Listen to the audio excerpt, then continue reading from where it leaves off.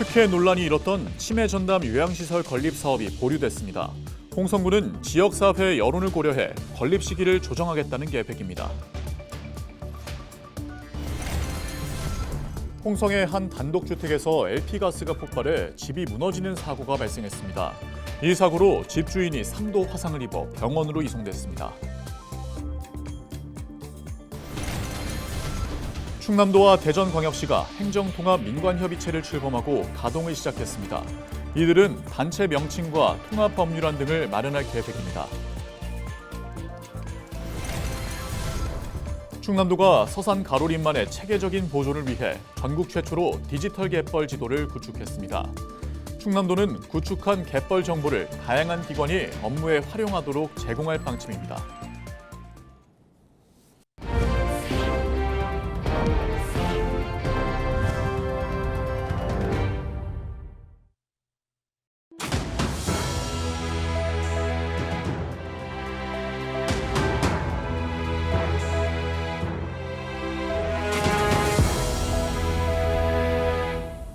시청자 여러분 안녕하십니까? 헬로티비 뉴스입니다.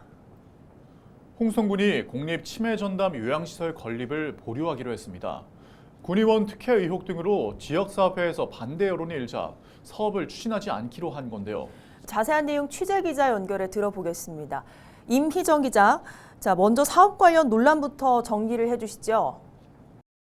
네, 홍성군은 2028년까지 치매 전담형 노인 요양시설을 만들 계획이었습니다. 이에 따라 부지 선정 등 관련 절차를 밟고 있었는데요. 지난 19일 홍성군이 사업을 보류하겠다는 입장을 밝혔습니다. 사업을 시작한 지 약 1년 만입니다. 홍성군의 김은미 부의장의 친인척이 운영하는 사회복지법인이 사업 대상으로 선정되면서 특혜 논란이 일었기 때문입니다. 특히 해당 법인에서 김 부의장이 일부 지분을 갖고 있던 땅을 구입해 사업 대상지로 제시한 게 알려지면서 지역사회 반발이 더 커졌는데요. 곧바로 지역 시민단체들은 특혜 의혹을 제기하며 설립계획 철회를 요구하는 시위를 열었습니다. 또 홍성군의 권영식 의원은 행정사무조사 특별위원회를 구성해 진상을 파악해야 한다고 주장하기도 했습니다. 네, 이번 논란에 대한 홍성군의 입장과 계획도 궁금한데요. 네, 먼저 홍성군은 군의원 특혜 의혹에 대해 강하게 부인했습니다. 절차에 따라 사업을 추진했을 뿐 해당 법인의 사업 관련 정보를 먼저 알려주는 등 특혜는 전혀 없었다는 겁니다. 특혜 의혹 당사자인 김은미 부의장도 억울하다는 입장을 내비쳤는데요. 사업에 대해 전혀 알지 못했을 뿐더러 가족 소유 법인이 사업에 지원하는 것도 몰랐다고 주장했습니다. 홍성군과 김 부의장이 특혜 의혹에 대한 해명을 내놨지만 지역사회 반발이 사그라들지 않았습니다. 이에 따라 홍성군은 지난 19일 지역사회 여론 등을 고려해 건립 시기를 조정하겠다고 밝혔습니다. 그러면서 노인 요양시설은 꼭 필요하다며 향후 지역사회 공감대를 형성해 사업을 다시 추진하겠다고 밝혔습니다. 네, 오늘 소식 여기까지 듣겠습니다. 지금까지 보도국 임희정 기자였습니다.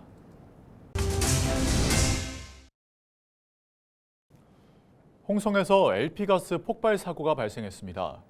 지난 23일 오후 2시 40분쯤 홍성군 광천읍 신진리의 한 단독주택에서 LP가스 폭발 사고가 발생했습니다. 소방당국은 이웃집에서 LP가스가 폭발한 것 같다는 주민의 신고를 받고 출동했습니다. 이번 폭발로 주택의 상당 부분이 무너졌으며 소방대원은 무너진 집안에서 3도 화상을 입은 채로 있었던 집주인 70대 A씨를 구조해 인근 병원으로 옮겼습니다. 소방당국은 집안에 있던 사용하지 않은 LPG통이 폭발했다는 A씨의 진술 등을 토대로 사고 원인을 조사하고 있습니다. 충남도와 대전광역시의 통합 추진이 속도를 내고 있습니다. 충남도는 24일 대전시청에서 충남-대전 행정통합 민관협의체 출범식을 갖고 본격적으로 가동을 시작했다고 밝혔습니다. 협의체는 각 지역 광역의회 의원과 기초자치단체장, 경제사회단체 대표 등 15명씩 모두 30명으로 구성됐습니다. 이들은 통합자치단체 명칭과 청사 위치, 주요 쟁점이 담긴 통합법률안을 내년 상반기까지 마련해 제안할 계획입니다. 충남도와 대전광역시는 제안받은 법률안을 검토한 뒤 오는 2026년 7월 통합지방자치단체를 출범시킬 방침입니다. 한편 이들은 수도권에 이은 대한민국 2위 초광역 경제권 구축과 글로벌 경쟁력 강화를 위해 지난 21일 통합 추진을 선언했습니다. 충남도가 전국 최초로 디지털 갯벌 지도를 구축했습니다. 이번 사업은 유네스코 세계 자연유산 등재를 추진 중인 서산 가로림만을 체계적으로 보존 활용하기 위해 마련됐습니다. 사업 대상지는 가로림만 일대 갯벌 45제곱킬로미터입니다. 충남도는 구축한 갯벌 정보를 해양과 업, 토지 등 관계기관이 다양한 업무에 활용하도록 제공할 계획입니다. 또 국가 디지털 트윈 데이터와 연계해 행정 업무 등 정책 의사결정 시에도 참고할 수 있도록 지원할 방침입니다.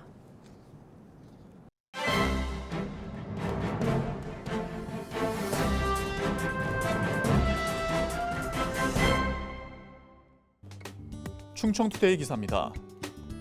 23일 국가유산청에 따르면 현재 등록돼 있는 충청권 4개 시도의 도난 국가유산은 총 84건입니다.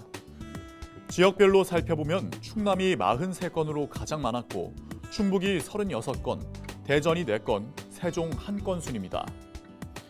이순신 장군의 난중일기 8건 중 4번째 기록인 을미일기의 경우 100여 년째 그 행방이 묘연한 상태입니다. 이순신 장군의 고향이기도 한 충남 아산에는 특히 충무공 관련 도난 국가유산들이 많은데요. 을미일기는 이순신 장군이 직접 쓴 일기의 초고본이란 점에서 그 의미가 남다릅니다. 앞서 2010년 사라진 을미일기에 대한 행방에 관한 진술을 확보했다는 풍문이 흘러나와 기대를 사기도 했지만 현재까지도 관련 소식은 전해지지 않고 있습니다. 도난 국가유산의 회수가 어려운 이유로는 입증 자료 부족과 과거 미흡했던 관리 체계, 한정된 인력 등이 꼽힙니다. 또 공직사회 순환근무의 특성상 매년 담당자가 교체되는 사이 정부와 지자체의 주요 현안이 해마다 달라지는 등 도난 국가유산에 대한 관심이 자연스럽게 멀어지는 환경적 요인도 그 문제로 지적됩니다. 이와 관련해 전문가들은 국가유산들이 시민들의 세금으로 관리되고 있는 만큼 국가유산에 대한 시민들의 관심이 모여야 도난 국가유산을 회수할 수 있는 첫걸음이 된다고 강조하고 있습니다. 지금까지 신문브리핑이었습니다.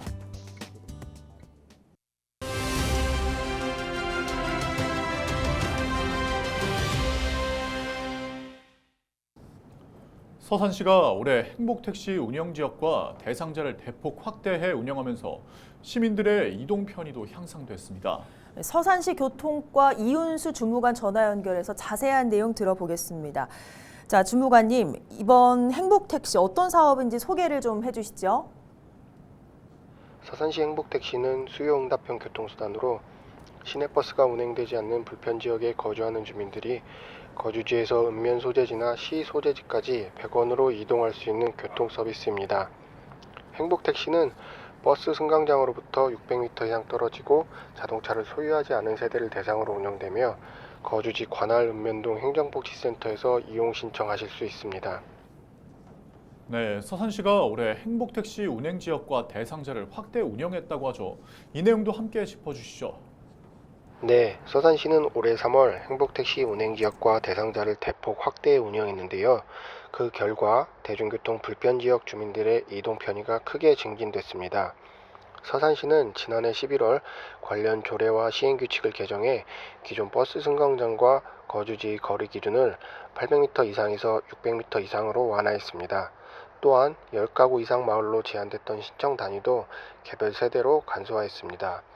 이후 올해 2월부터 서산시 행복택시 운영위원회를 구성 운영하여 올해 11월까지 총 7회에 걸쳐 개편된 기준에 따라 이용 대상자를 확대해 왔습니다.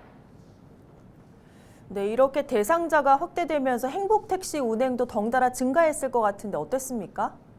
네, 대상 세대는 확대 전 322세대에서 737세대로 확대됐고 이용 대상자 수도 611명에서 1200여 명으로 약 2배 증가했습니다.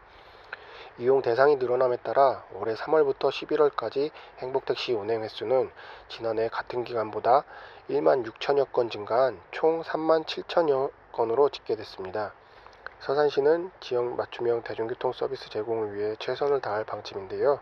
지속적인 행복택시 확대 운영을 비롯해 수요응답형 공공버스 시범 운영 등을 추진해 나갈 계획입니다. 네, 오늘 말씀 감사합니다. 지금까지 서산시 교통과 이은수 주무관과 이야기 나눴습니다.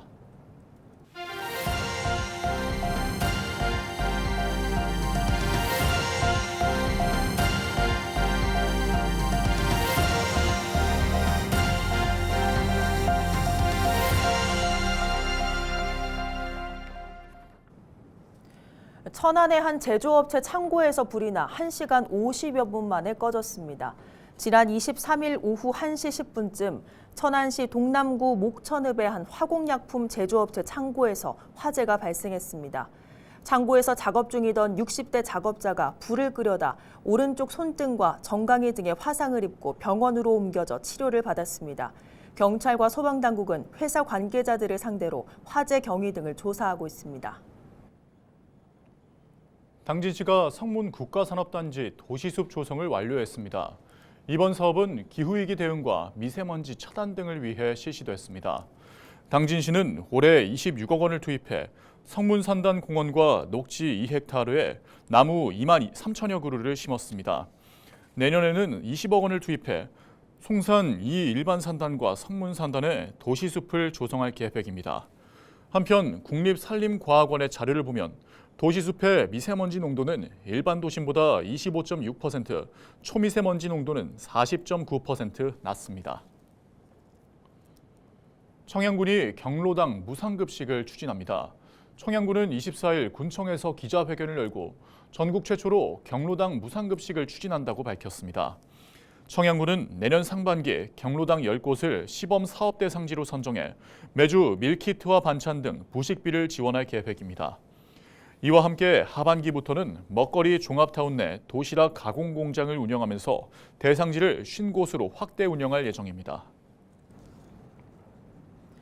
홍성에 청년 스마트팜이 조성됩니다. 충남도는 24일 홍성군이 농림축산식품부의 스마트 육성지구 조성사업 공모에 선정됐다고 밝혔습니다. 해당 사업은 첨단 농업기술을 활용한 스마트팜 기반 청년 농업인을 육성하기 위해 마련됐습니다. 충남도는 약 200억 원을 투입해 홍성군 서부면 광리에 장기 임대형 스마트팜을 조성할 계획입니다. 첨단 임대형 스마트팜은 청년 농업인은 기본 5년, 최대 10년 동안 스마트팜을 임대할 수 있습니다. 충남도는 스마트팜이 조성되면 청년 농업인 유입과 농가 소득 증대 등의 효과가 있을 것으로 기대하고 있습니다. 청양군이 축산악취를 개선하기 위한 최종 보고회를 열었습니다.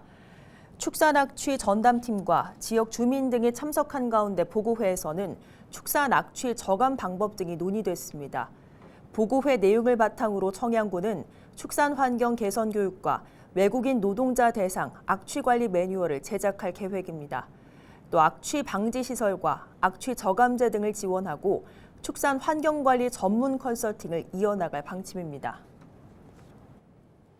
청양군이 파크골프장 활력타운에 청년 창업센터를 조성합니다. 청양군은 사업비 170억 원을 들여 오는 2027년까지 파크골프장 활력타운에 청년 창업센터를 조성한다고 밝혔습니다.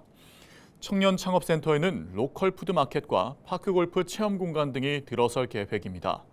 청양군은 지역 내 인구 유입과 지역 경제 활성화 등을 기대하고 있습니다. 예산군이 모범 음식점 선정업소를 대상으로 지정증 수여식을 열었습니다. 예산군은 시설 기준과 좋은 식당 이행 기준 준수 여부 등을 현장 점검해 모범 음식점 38곳을 최종 선정했습니다. 이에 따라 예산군은 모범 음식점 지정식을 열고 지정 표지판과 쓰레기 종량제 봉투 등을 수여했습니다. 모범 음식점은 식품위생법에 따라 영업시설과 위생상태가 양호하고 좋은 식단을 실천하는 업소로 상수도 요금 감면 등 혜택이 제공됩니다. 홍성군이 여성 친화도시 재지정을 기념해 현판식을 진행했습니다. 이용록 홍성군수와 홍성여성단체 협의회 등이 참석한 가운데 홍성군은 군단위 지자체 최초 여성 친화도시 3회 연속 지정을 기념하는 현판식을 열었습니다.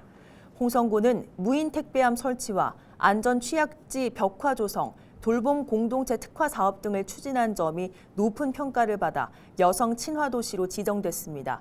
앞으로 홍성군은 다양한 여성 친화 정책을 발굴할 계획입니다. 이상으로 뉴스를 마칩니다. 함께해 주신 여러분 고맙습니다.